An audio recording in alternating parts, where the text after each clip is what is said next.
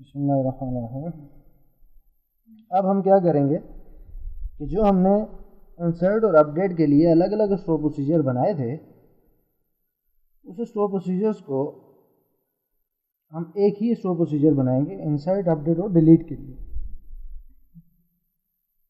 तो यहाँ पे मैं न्यू स्टोर प्रोसीजर क्रिएट करता हूँ, उसको नेम देता हूँ user defined store procedure DML data manipulation language cities के ऊपर। तो यहाँ पे अपनी क्यूरीज का काम कर लेंगे।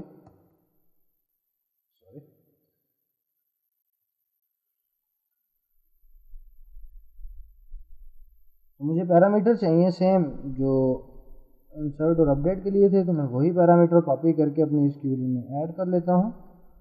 एक पैरामीटर एक्स्ट्रा होगा जो मुझे ऐड करना पड़ेगा, DML type. DML type character equal to I. By default मैंने वैल्यू दे दी। अगर यूज़र इसको कॉल करे तो यूज़र यहाँ पे कहे जी कि मैं इंसर्ट कर रहा हूँ। आई जो है वो फॉर इंसर्ट, तो इसके आप यहाँ पे हिंट्स लिख सकते हैं, I for insert, D for delete, U for update. ठीक है, तो आप अपने कमेंट्स दे सकते हैं। तो यहाँ पे हम लगाएंगे if @DML type equal to I begin end. तो देन आप यहाँ पे क्या कर दो, इंसर्ट वाला काम कर दो, insert into cities values @ID @name and @country ID @deactive। Column हम यहाँ पे उठा लेते हैं, जो हमारे कॉलम है सिटीज के column, ID name country ID and deactive। मैंने इसे कहा अगर DML type equal to I है देन आप इंसर्ट कर दो, else if DML type equal to U है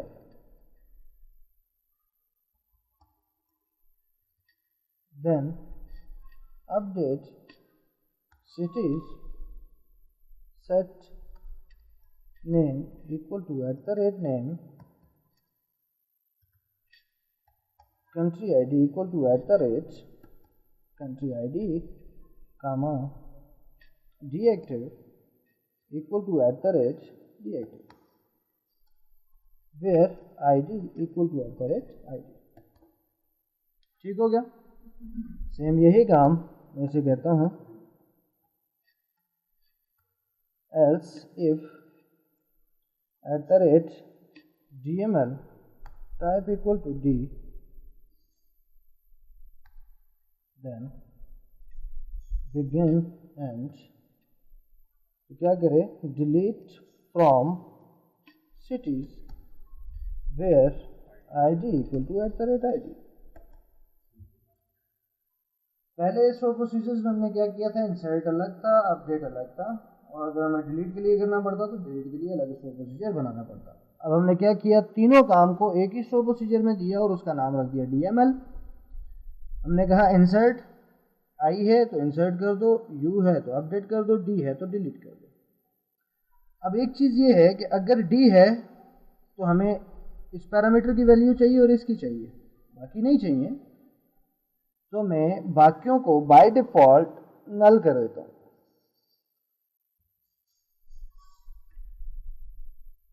उसको बाय डिफ़ॉल्ट 0 रहने। ठीक हो गया। तो ये हमारा स्टोर प्रोसीजर क्रिएट हो गया, user define store procedure DML cities. हम एग्जीक्यूट कर लेते हैं। अब इस स्टोर प्रोसीजर को कॉल करने के लिए मैं यहाँ पे लिखता हूँ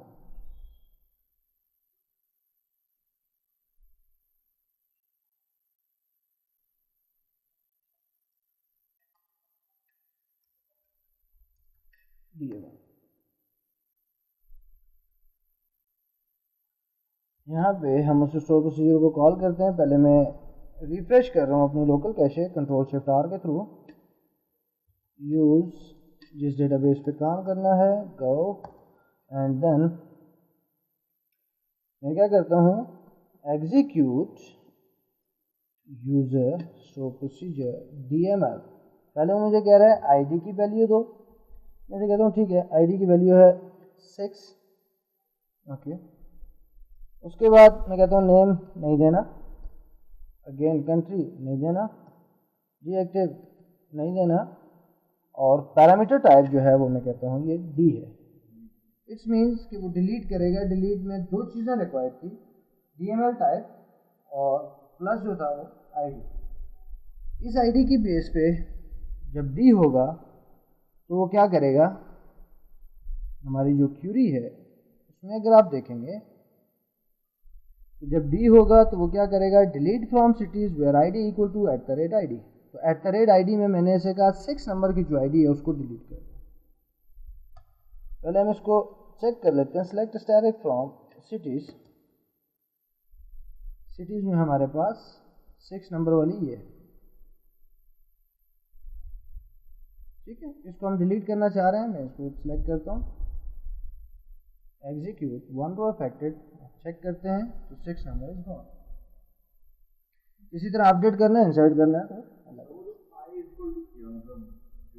वो बाय डिफॉल्ट वैल्यू है उसकी, तो हम कुछ भी नहीं देंगे तो वो इंसर्ट कर, तो वो इंसर्ट का काम करेगा, ठीक है।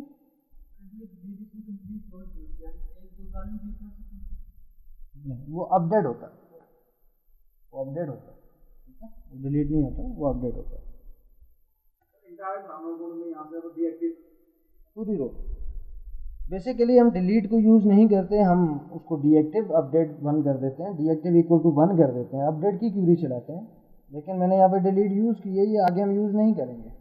हम यूज़र को कभी भी डिलीट का जो परमिशन है वो नहीं देते, हम इतनी देते हैं कि वो अपडेट हो जाए, ताकि वो रिकॉर्ड अगर दोबारा से देखना चाहे कि क्या था तो वो कर सके, क्योंकि इसमें रिवर्ट बैक के चांसेस हैं, ठीक है। अच्छा, अब मैं क्या करता हूँ कि मैंने ये स्टोर प्रोसीजर कॉल करना है, लेकिन मैं चाहता हूँ कि ये मैं नल नल नल नल ना दूँ। देन मुझे कैसे इसको कॉल करना पड़ेगा, उसके लिए execute user store procedure DML @id equal to, ऐसे कहता हूँ 5 comma @DML type equal to G. अगर आप चाहते हैं कि आप नल नल ना दें तो आप जिन पैरामीटर की वैल्यू देना चाह रहे हैं उनको आप आइडेंटिफाई करेंगे सेम पैरामीटर नेम जो आपने इसको डिफाइन करते वक्त यूज किया, ठीक हो गया। इस स्टोर प्रोसीजर को डिफाइन करते वक्त हमने आईडी का भी पैरामीटर एक दिया था और एक पैरामीटर DML टाइप का दिया था। तो हमने क्या किया था, बाकियों को हमने नल नल और डिफ़ॉल्ट वैल्यूज दी थी, इसको भी डिफ़ॉल्ट वैल्यू आई दी थी। लेकिन आई के केस में जब आप इंसर्ट करेंगे तो हमें तमाम की तमाम वैल्यूज चाहिए, और डी के केस में हमें सिर्फ आईडी की वैल्यू चाहिए। तो दैट्स इट, मैंने सिर्फ आईडी की वैल्यू दी, स्टोर प्रोसीजर को कॉल किया और बता दिया कि ये डी वाला काम एग्जीक्यूट होगा। तो 5 नंबर रोज इज गॉन।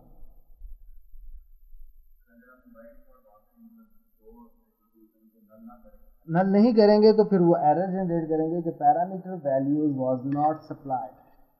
मैं वो एरर जनरेट करता हूँ, आप उसको देख लें। DML को मैं अल्टर करता हूँ और नेम के आगे से मैं नल हटा देता हूँ।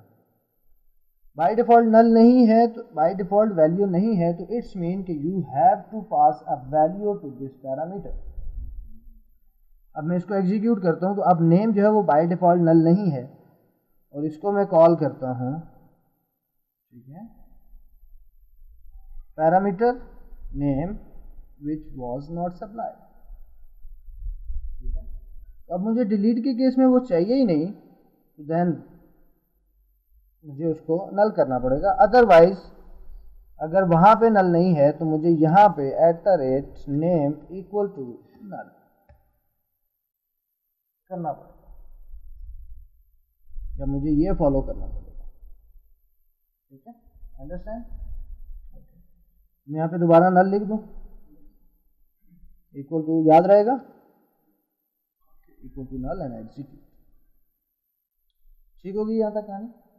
मैं DML के लिए इसको यहाँ से कॉपी करता हूँ और DML का जो हमारी क्यूरी है वहाँ पे मैं इसको पेस्ट कर देता हूँ याद दहानी के लिए, और यहाँ पे declare this DML type this as begin को मैं ख़त्म करता हूँ।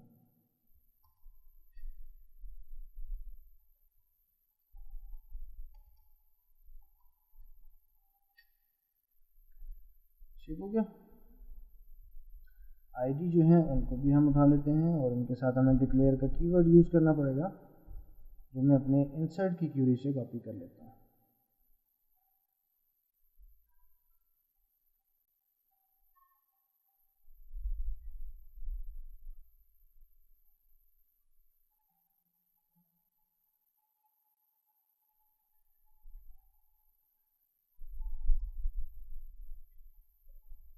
ठीक हो गया,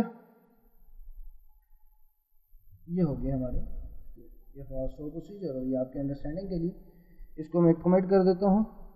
ठीक है, यहाँ तक क्लियर है, DML में कोई इशू। ओके, मैं थोड़ा सा एक चीज़ और डिफाइन करता चलूँ आपको।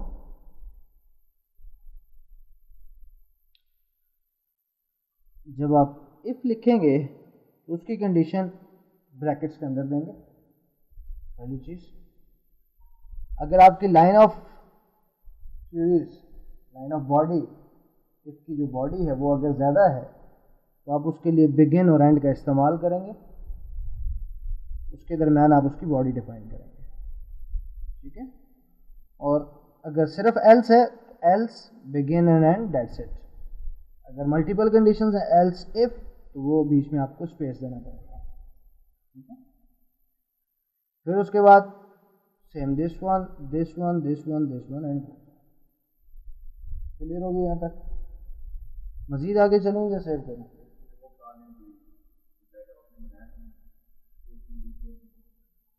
ओके, इसको मैं सेव करता हूँ, सॉरी एग्जीक्यूट, ऑलरेडी एग्जीक्यूटेड है। हम आते हैं कि मैं एक बैकअप लेता हूँ, फिर कुछ रिकॉर्ड डिलीट करते हैं और फिर उस बैकअप को रिस्टोर करते हैं। ठीक है, इसी लेक्चर में कर लूँ या इसको सेव करके आगे वाले लेक्चर में करूँ? अलग